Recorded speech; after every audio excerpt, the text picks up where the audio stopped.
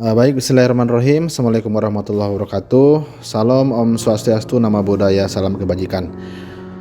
Sobat HAM, alhamdulillah hari ini seperti biasa dalam acara bincang-bincang bersama Bapak Irjen, kita kembali lagi mengudara. Di hari ini kita akan berbicara khusus nih ya terkait dengan efisiensi anggaran. Seperti yang kita ketahui bersama bahwa kemarin sudah turun Inpres nomor 1 tahun 2025 dari Bapak Presiden terkait dengan efisiensi anggaran.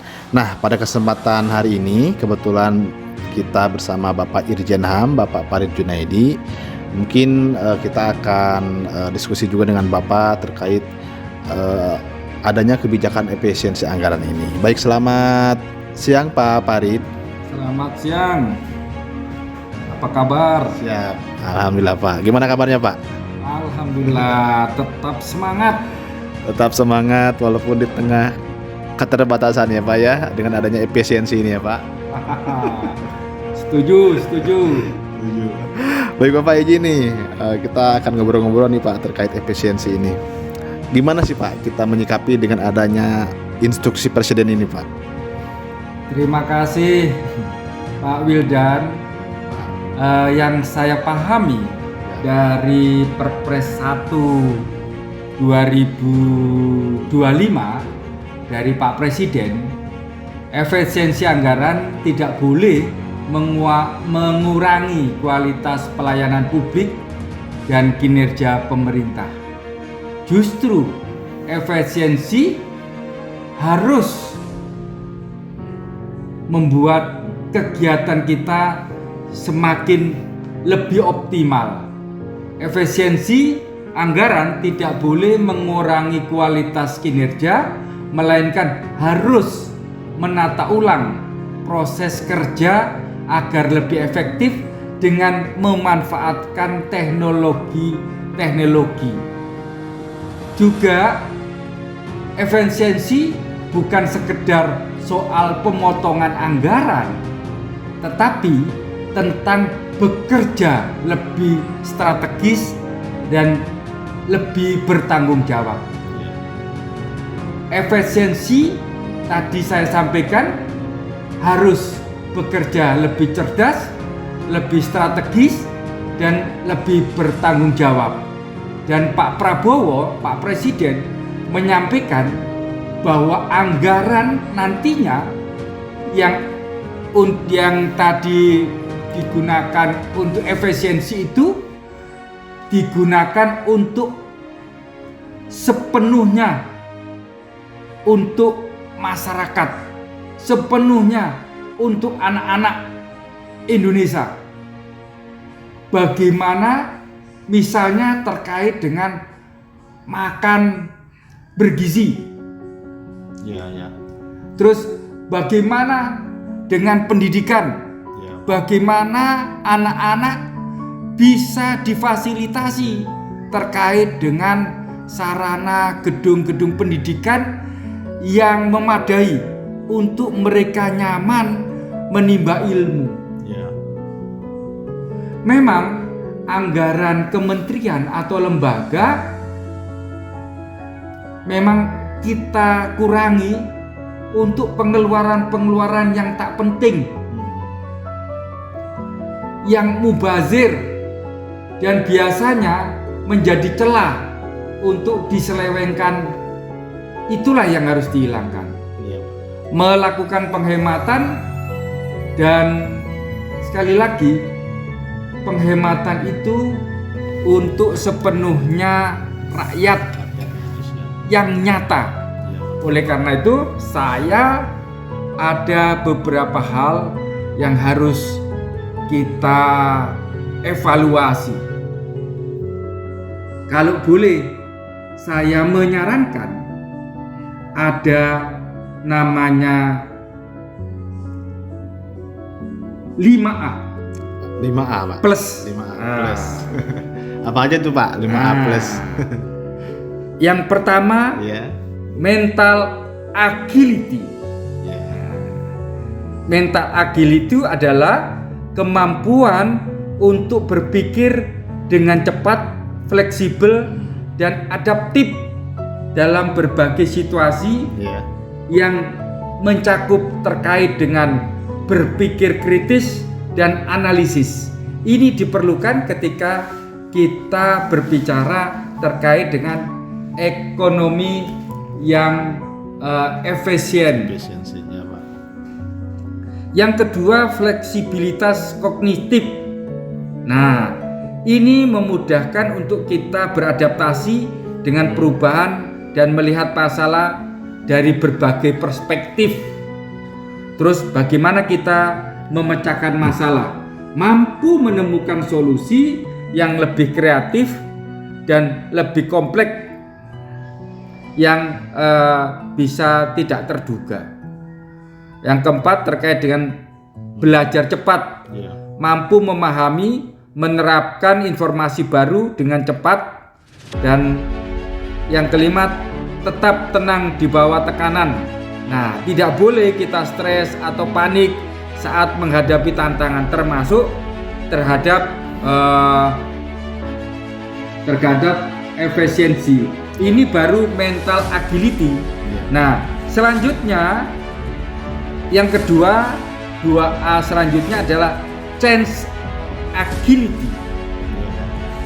Nah, ini adalah kemampuan seseorang untuk dengan cepat dan efektif beradaptasi dengan lingkungan, dengan perubahan-perubahan yang ada, dan ini mencakup beberapa aspek, termasuk kemampuan beradaptasi, cepat menyesuaikan diri, terus kesiapan untuk selalu belajar, terbuka terhadap ide-ide, dan berusaha memahami perubahan dengan cepat. Terus keberanian mengambil risiko, berani mencoba pendekatan baru, berani mengevaluasi dan membuat langkah-langkah jalan keluar dari zona nyaman. Nah, inilah yang harus kita hadapi dalam menghadapi perubahan. Yang keempat, kita bisa memecahkan masalah secara inovasi. Tadi kita harus berani keluar dari zona nyaman, mampu menemukan solusi-solusi kreatif dalam situasi yang berubah dengan cepat. Dan yang kelima, kemampuan dalam perubahan, mampu menginspirasi dan memotivasi orang lain untuk menerima dan menjalani perubahan. Nah, ini baru 2A. Nah, sekarang 3A. 3A, Pak. Nah, sekarang tadi mental agility, yang kedua change agility, dan yang ketiga adalah learning agility. Apa itu? Learning agility adalah kemampuan seseorang untuk belajar dengan cepat dan efektif dari pengalaman, lalu menerapkan pembelajaran tersebut dalam situasi baru atau situasi yang berbeda yang kadang tidak pernah kita hadapi. Selanjutnya, dia mampu untuk menyerap informasi, tidak hanya menyerap informasi, tetapi dia juga mampu untuk beradaptasi, berinovasi, dan kemudian dia bisa berkembang dalam lingkungan yang terus berubah. Nah, itu baru 3. Nah, yang keempat adalah people agility. People agility ini adalah kemampuan seseorang untuk berinteraksi secara efektif dengan berbagai macam orang, memahami perspektif mereka, serta membangun hubungan yang baik dalam berbagai situasi, baik mencerminkan kecerdasan sosial dan mencerminkan kecerdasan emosional kita, sehingga memungkinkan orang untuk bisa bekerja sama, bisa memimpin, dan bisa beradaptasi dengan lingkungan secara dinamis. Nah, people agility ini bisa saja komponennya misalnya terkait dengan kecerdasan emosional, mampu memahami, mengelola emosi diri sendiri, terus berkemampuan berkomunikasi, memahami empati, pemahaman sosial, mampu melihat dari sudut pandang orang lain dan membangun hubungan yang positif. Terus fleksibilitas dalam hubungan, mampu bekerja sama dengan berbagai tipe-tipe kepribadian dan budaya yang berbeda, dan mampu membuat satu kepemimpinan yang adaptif, yang menginspirasi, yang memotivasi orang lain, dan bisa menyesuaikan gaya kepemimpinan dengan kebutuhan tim. Orang people agility ini kalau dia bagus, dia cenderung lebih sukses dalam lingkungan kerja yang kolaboratif, kepemimpinan, dan situasi yang membutuhkan keterampilan interpersonal yang kuat. Nah, yang terakhir 5A ini yaitu terkait dengan result agility, kemampuan seseorang untuk tetap mencapai hasil yang baik bahkan dalam situasi yang penuh tantangan, tidak pasti atau ada baru. Ini mencerminkan bahwa orang itu memiliki ketangguhan, ketekunan, dan keterampilan dalam mengeksekusi sebuah rancangan, sebuah rencana dengan efektif meskipun ada berbagai hambatan. Komponennya misalnya terkait dia harus lebih fokus pada tujuan, dia harus daya tahan resiliensinya tetap gigih, tidak mudah menyerah, terus kemampuan mengambil keputusan cepat, mampu berpikir lebih cepat, terus dia fleksibilitas dalam eksekusi. Kalau pemimpin itu harus tepat waktu, tepat tempat, tepat sasaran ketika mengambil satu keputusan. Nah, ini fleksibilitas dalam eksekusi. Keberanian mengambil tantangan itu juga penting. Nah, orang yang memiliki result agility ini cenderung memang sukses dalam peran menuntut kinerja yang tinggi, dan dia mampu membuat satu situasi yang apapun dia mampu, karena dia memiliki ketahanan mental dan kerja yang cepat. Nah, yang terakhir